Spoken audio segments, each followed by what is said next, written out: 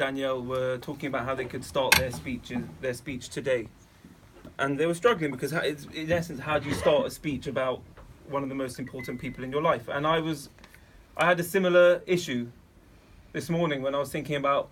I knew I was going to speak at some point during the Shiva. I didn't know how to start it, and then a moment of inspiration happened. Thanks to Johnny, as we were walking to where we were going to say goodbye to Richard. Richard didn't necessarily want that area, prime location in terms of real estate in the cemetery. And I said to Johnny, "Are you joking? He would have killed you. That's like the best place in the whole cemetery. That's the best plot." And without hesitation, with a bit of a smirk on his face, which he definitely inherited from his dad, he looked at me and he just simply said, "But he was the best dad." And I can't do better than to start with that. He was the best dad. Richard didn't really choose to be a dad at the beginning. In some very tragic twists of fate, essentially fatherhood was thrust upon him, as Danielle mentioned earlier, at the age of only 21, when his own father sadly passed away. And where others would have probably shied away from that daunting, challenging experience, that's where he stepped up. And that's where he excelled. And that's where he came into his own. And that's what makes us so proud of him, because he started off taking over the business, as Danielle said, looking after his mum, looking after his sister and his young brother. And in complete contrast to what Cain said to God when he asked, "Where is Abel?" Richard stepped up and said, "I am my brother's keeper." And that was a quality he embodied throughout his entire life. He had nurses who, on their days off, used to come in and sit with him and call him dad. He had employees who, unbeknownst to so many people, he would act as a father figure, paying for private medical treatment when they couldn't afford it, all the while knowing they could never pay him back. Someone's in the room next door. He did it when he didn't need to. He did it for no want of recognition or reward. And he did it for us. Because when he came into our lives, Natalie and I essentially did not have a dad present. And he immediately, naturally, so beautifully, congruously stepped into that role as our guide, as our teacher, as our protector, as our provider. And that for that, we will always be grateful. We will always be grateful for how he looked after us for more than half our lives now, for how he looked after our mum, and for how he brought us together as one family. And that's a reassurance I want to make to him, that we will get through this together, united, as one family. There's a beautiful story in the Talmud, in Masechet Ta'anit. And forgive me if you've heard me say this story before, but it's so fitting today. A man is walking through the desert and he has no food and no drink. And he comes across the most beautiful tree.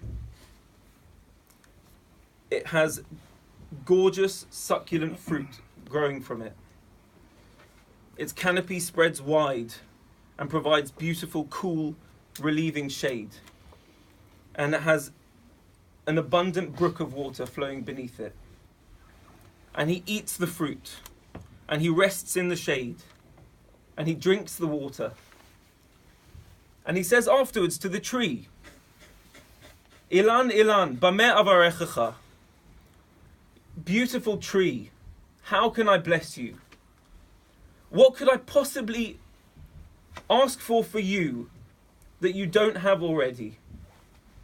Your fruit is already abundant and sustaining. Your shade is relieving. Your water is flowing and has quenched my thirst. What possibly could I ask for you, this tree, that you don't already have? You're perfect.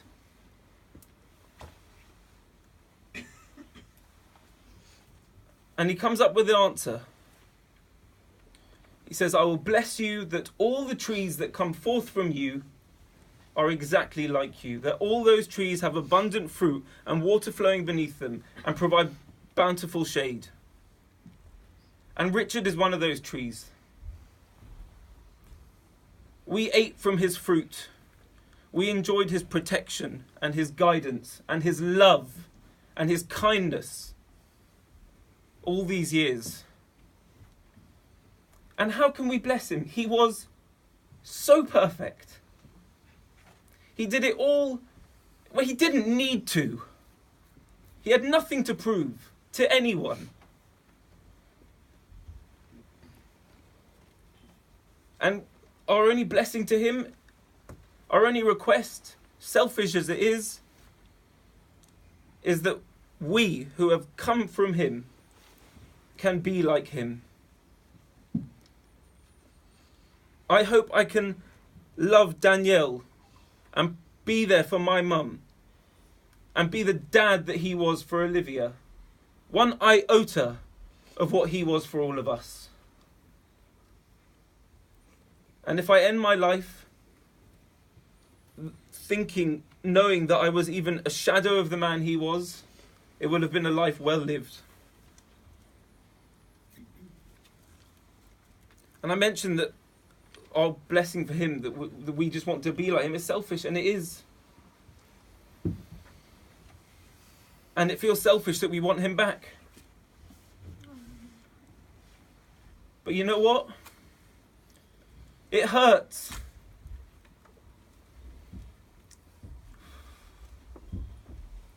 It hurts so much. It hurts that we'll never see him walking through the door after a muddy walk with Bernie.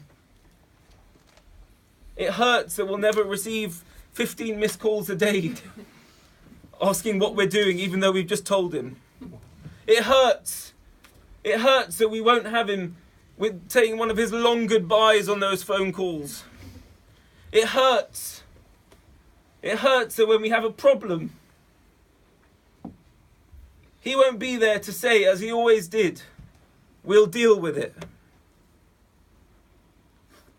It hurts. It hurts that he won't be there to see Sophie and Olivia grow up to be strong Jewish women, as we know he'd want them to be. It hurts that he won't see the rest of our grandchildren. It hurts so much. But together we will get through it. Richard was an extraordinary man in a sea of, no offence, very ordinary people. You're all beautiful people and we thank you for being here, but he was just the cream of this crop.